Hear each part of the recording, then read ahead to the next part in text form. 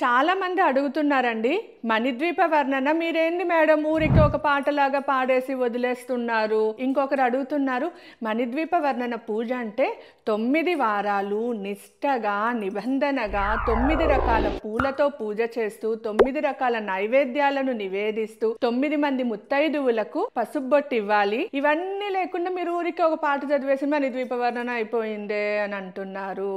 నిజమే అండి, మీరు 9 రకాల పూల కోసము అమ్మవారిని మనసులో పెట్టుకొని చేస్తారా? లేదు, మీ కోరిక మనసులో ఉండి ఈ పూజ చేస్తే నాకు ఈ కోరిక తీరిపోతుంది అనేసి ఊరంతా తిరిగి పువ్వులు తీసుకొని వస్తారు. అరగంట పూజ చేయడానికి 6 గంటలు ప్రసాదాలు చేస్తారు. అరగంట ఎక్కడొస్తుంది? ప్రసాదాలు చేసినాక నిద్రపోతాం పూజ.